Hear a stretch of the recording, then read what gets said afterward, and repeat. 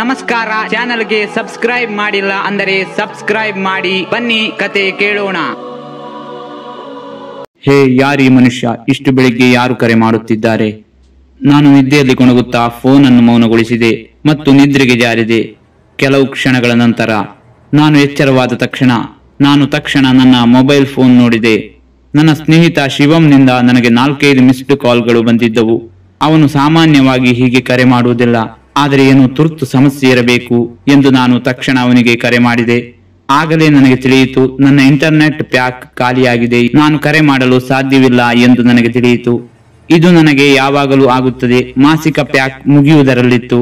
ನಾನು ತಕ್ಷಣ ಎದ್ದು ಓಡಿ ಹೋಗಿ ಮನೆಯ ಲ್ಯಾಂಡ್ ಲೈನ್ ಇಂದ ಶಿವಂಗೆ ಕರೆ ಮಾಡಿದೆ. ನಾನು ಏನೋ ಹೇಳಲು ಹೊರಟಿದ್ದಾಗಲೇ ಅವನು, ಹರೀಶ್, ಬೇಗ ನಿಮ್ಮ ಸ್ಟ್ಯಾಂಡ್ಗೆ ಬನ್ನಿ, MJM ಆಸ್ಪತ್ರೆಗೆ ಹೋಗಬೇಕು ಎಂದ. ಆ ಹೆಸರು ಕೇಳುತ್ತಿದ್ದಂತೆಯೇ ಒಂದು ಕ್ಷಣ ಭಯ ಉಂಟಾಯಿತು. ಅದು ನನ್ನ ದೇಹದಲ್ಲಿ ವಿದ್ಯುತ್ ಆಘಾತ ಹೊಡೆದಂತೆಯೇ ಭಾಸವಾಯಿತು. ಆಸ್ಪತ್ರೆ ಹೆಸರು ಕೇಳಿದರೆ ಏನು ಭಯ ಅಂತ ನೀವು ಯೋಚಿಸಬಹುದು. ಆದರೆ ಕಳೆದ ಕೆಲವು ದಿನಗಳಿಂದ ನಾವು ಏನು ಕೇಳುತ್ತಿದ್ದೇವೆ ಮತ್ತು ಏನು ನಡೆಯುತ್ತಿದೆ ಎಂಬುದನ್ನು ನೋಡಿದರೆ ಭಯವಾಗುವುದಂತೂ ಸಹಜ. ಆ ಆಸ್ಪತ್ರೆಯಲ್ಲಿ ತಿಂಗಳುಗಟ್ಟಲೆ ಇದ್ದ ಅನೇಕ ಜನರು ಸತ್ತಿದ್ದರು. ಕಾರಣ ಏನೇ ಇರಲಿ, ಸತ್ತವನ ಎದೆ ಹರಿದು ಹೋಗಿತ್ತು ಮತ್ತು ಅವನಿಗೆ ಹೃದಯವಿರಲಿಲ್ಲ. ಇದನ್ನು ಯಾರು ಮಾಡುತ್ತಿದ್ದಾರೆ ಎಂಬುದು ಇನ್ನೂ ಸ್ಪಷ್ಟವಾಗಿಲ್ಲ. ಅಲ್ಲಿನ ಕೆಲವು ಜನರ ಪ್ರಕಾರ ಆ ಪ್ರದೇಶದಲ್ಲಿ ಮಾನವ ಹೃದಯವನ್ನು ಆಕ್ರಮಿಸಿಕೊಳ್ಳುತ್ತಿರುವ ಒಂದು ಅಮಾನವೀಯ ಶಕ್ತಿ ಇದೆ ಮತ್ತು ಅದೇ ಶಕ್ತಿ ಇದನ್ನೆಲ್ಲ ಮಾಡುತ್ತಿದೆ. ಆದರೆ ನನ್ನಂತ ವಿಜ್ಞಾನ ವಿದ್ಯಾರ್ಥಿಗೆ ಇದನ್ನೆಲ್ಲ ನಂಬುವುದು ಅಸಾಧ್ಯವಾಗಿತ್ತು. ಆದ್ದರಿಂದ ನಾನು ಇದನ್ನು ವದಂತಿ ಎಂದು ಪರಿಗಣಿಸಿದೆ. ಆದರೆ ಇನ್ನೂ ನನ್ನ ಮನಸ್ಸಿನ ಮೂಲೆಯಲ್ಲಿ ಎಲ್ಲೋ ಅನುಮಾನದ ಅಲೆಯೊಂದು ಹುಟ್ಟಿತ್ತು. ಏನೋ ನಡೆಯುತ್ತಿದೆ. ನಾನು ಬೇಗನೆ ಸಿದ್ಧನಾಗಿ ಸ್ಟ್ಯಾಂಡ್ ತಲುಪಿದೆ. ಶಿವಂ ನನಗಾಗಿ ಕಾಯುತ್ತಿದ್ದ. ನಾವು ತಕ್ಷಣ ಆಸ್ಪತ್ರೆಗೆ ಹೋದೆವು.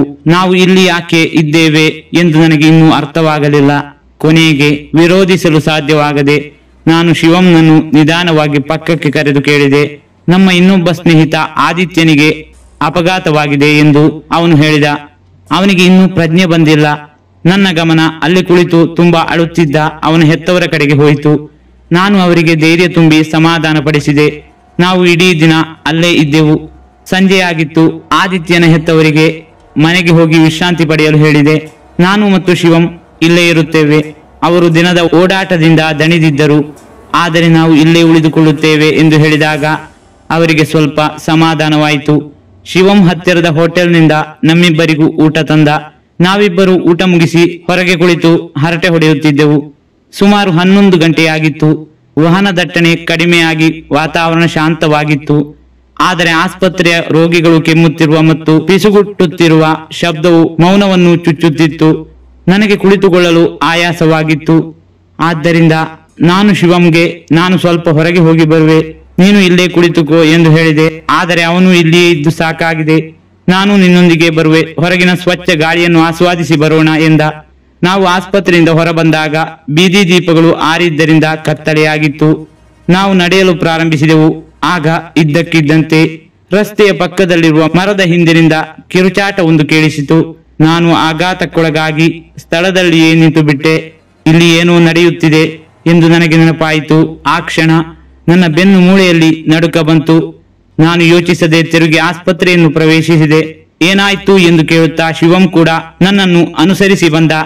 ಆಸ್ಪತ್ರೆಗೆ ಪ್ರವೇಶಿಸಿದ ಕೂಡಲೇ ನಾನು ಮತ್ತು ಶಿವಂ ಆದಿತ್ಯನ ಪಕ್ಕದಲ್ಲಿ ಕುಳಿತೆವು. ಹಾಗೆ ಮಾತನಾಡುತ್ತಾ ಶಿವಂ ನಿದ್ರೆಗೆ ಜಾರಿದ. ಆದರೆ ನಡೆದ ಘಟನೆಯಿಂದ ನನ್ನ ನಿದ್ರೆಯೇ ಹಾರಿ ಹೋಗಿತ್ತು. ಈ ಪ್ರದೇಶದ ಜನರು ಹೇಳುವ ಅಮಾನವೀಯ ಶಕ್ತಿ ಅದೇ ಇರಬಹುದು. ಈ ವಿಷಯವನ್ನು ಪರಿಹರಿಸಬೇಕಾಗಿದೆ. ನಾನು ಗಡಿಯಾರ ನೋಡಿದೆ. ಆಗಲೇ 1 ಗಂಟೆ ಆಗಿತ್ತು. ನಾನು ಆಸ್ಪತ್ರೆಯ ಕಾವಲುಗಾರನನ್ನು ಕರೆದುಕೊಂಡು ಅದೇ ಸ್ಥಳಕ್ಕೆ ಹಿಂತಿರುಗಿದೆ. ನಾನು ಆ ಮರವನ್ನು ತೋರಿಸಿ, ನೋಡು, ಇದೇ ಆ ಮರ. ಇಲ್ಲಿಂದ ಒಂದು ಕಿರುಚಾಟ ಕೇಳಿಸಿತು. ಅದು ಯಾವ ರೀತಿಯದ್ದು ಎಂದು ನನಗೆ ನಿಖರವಾಗಿ ತಿಳಿದಿಲ್ಲ ಎಂದೆ.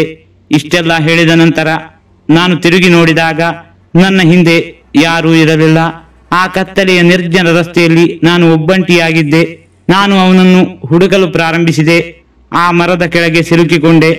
ಆ ಮರದಿಂದ ಬರುತ್ತಿದ್ದ ಶಬ್ದಕ್ಕೆ ನಾನು ತಲೆ ಎತ್ತಿ ನೋಡಿದೆ.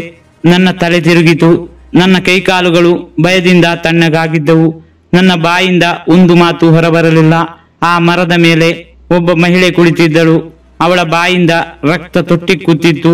ಅವಳ ಇಡೀ ಮುಖ ಹರಿದು ಹೋಗಿತ್ತು. ಅವಳ ದೇಹವು ಸುಟ್ಟು ಹೋಗಿದ್ದವು. ಅವಳ ಅಂಗಾಂಗಗಳು ಅಲ್ಲಲ್ಲಿ ಕತ್ತರಿಸಲ್ಪಟ್ಟಿತ್ತು. ಉಗುರುಗಳು ಉದ್ದವಾದ ಚೂಪಾದ ಚಾಕುಗಳಂತೆ ಕಾಣುತ್ತಿದ್ದವು. ಆ ಮಹಿಳೆ ಒಬ್ಬ ಪುರುಷನ ಎದೆಯ ಮೇಲೆ ಮರದ ಕೊಂಬೆಯ ಮೇಲೆ ಕುಳಿತು ಏನನ್ನೂ ತಿನ್ನುತ್ತಿದ್ದಂತೆ ಕಾಣಿಸುತ್ತಿತ್ತು. ಬಹುಶಃ ಅದು ಅವನ ಹೃದಯ. ನನ್ನ ಇರುವಿಕೆಯನ್ನು ಅವಳು ಗಮನಿಸುತ್ತಿದ್ದಂತೆ ನಾನು ಮೃದುವಾದ ಹೆಜ್ಜೆಗಳೊಂದಿಗೆ ಹಿಂದೆ ಸರಿದೆ. ಸ್ವಲ್ಪ ದೂರ ನಡೆದ ನಂತರ ನಾನು ತಕ್ಷಣ ವೇಗವಾಗಿ ಓಡಿದೆ. ಆಸ್ಪತ್ರೆಯ ಗೇಟ್ ಮುಂದೆ ಕಾಣುತ್ತಿತ್ತು. ಆದರೆ ಅಷ್ಟರಲ್ಲಿ ನಾನು ಎಡವಿ ಬಿದ್ದೆ. ಅಷ್ಟೊತ್ತಿಗೆ ಆ ಮಹಿಳೆಗೆ ಅದು ನಾನೇ ಎಂದು ಅರಿವಾಗಿತ್ತು. ಅವಳು ತುಂಬಾ ವೇಗವಾಗಿ ನನ್ನ ಕಡೆ ಓಡಲು ಪ್ರಾರಂಭಿಸಿದಳು. ನಾನು ಬಿದ್ದಿದ್ದರಿಂದ ನೋವು ಅನುಭವಿಸುತ್ತಿದ್ದೆ. ನಾನು ಎದ್ದೇಳಲು ಕಷ್ಟಪಡುತ್ತಿದ್ದೆ. ಆದರೆ ಕೊನೆಗೆ ನನ್ನ ಪ್ರಯತ್ನ ವ್ಯರ್ಥವಾಯಿತು. ನಾನು ಅವಳ ಹಿಡಿತಕ್ಕೆ ಸಿಲುಕಿದೆ. ಅವಳು ನನ್ನ ಕಾಲನ್ನು ಎಳೆದುಕೊಂಡು ನನ್ನ ಎದೆಯ ಮೇಲೆ ಕುಳಿತು, ನೀನು ಮೊದಲು ಬದುಕುಳಿದಿದ್ದೀಯಾ, ಆದರೆ ಈಗ ಅಲ್ಲ ಎಂದಳು. ಭಯ ನನ್ನ ದೇಹದ ಎಲ್ಲಾ ಶಕ್ತಿಯನ್ನು ಬರಿದು ಮಾಡಿತ್ತು. ನನ್ನ ಸಾವು ಕಣ್ಣೆದುರೇ ಇತ್ತು. ನನ್ನ ಕುಟುಂಬ ಮತ್ತು ಸ್ನೇಹಿತರೆಲ್ಲರ ಮುಖಗಳು ನನ್ನ ಕಣ್ಣ ಮುಂದೆ ಕಾಣಿಸಿಕೊಂಡವು. ನಾನು ನನ್ನ ಮನಸ್ಸಿನಲ್ಲಿ ದೇವರಿಗೆ ಮೊರೆ ಇಡಲು ಪ್ರಾರಂಭಿಸಿದೆ. ಅವಳು ತನ್ನ ಕೈಯನ್ನು ಚಾಚಿ ನನ್ನ ಎದೆಗೆ ಉಗುರುಗಳನ್ನು ಹಾಕಲು ಪ್ರಾರಂಭಿಸಿದಳು. ಆ ಕ್ಷಣ, ಹರೇಶ್, ಏನಾಯಿತು? ನೀನು ಯಾಕೆ ಹೀಗೆ ಮಲಗಿದ್ದೀಯಾ? ನಿನಗೆ ತಲೆ ತಿರುಗುತ್ತಿದೆಯೇ ಎಂದು ಕೇಳುವ ಧ್ವನಿ ನನಗೆ ಕೇಳಿಸಿತು. ಶಿವಂ ಆತಂಕದಿಂದ ಕೇಳುತ್ತಿದ್ದ. ನನಗೆ ಪ್ರಜ್ಞೆ ಬಂದು ಮುಂದೆ ನೋಡಿದೆ. ಆ ಮಹಿಳೆ ಎಲ್ಲೂ ಕಾಣಿಸಲಿಲ್ಲ.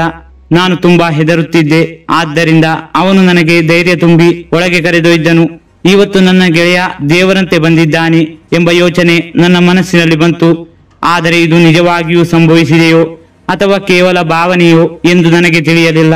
ಯೋಚಿಸುತ್ತಲೇ ನಿದ್ದೆಗೆ ಜಾರಿದೆ. ಬೆಳಿಗ್ಗೆ ಎದ್ದಾಗ ನನ್ನ ಎದೆ ಜೋರಾಗಿ ಬಡಿಯುತ್ತಿತ್ತು. ನಾನು ನನ್ನ ಶರ್ಟ್ ತೆಗೆದಾಗ ನನ್ನ ಎದೆಯ ಮೇಲೆ ಉಗುರುಗಳ ಗುರುತುಗಳು ಕಂಡವು.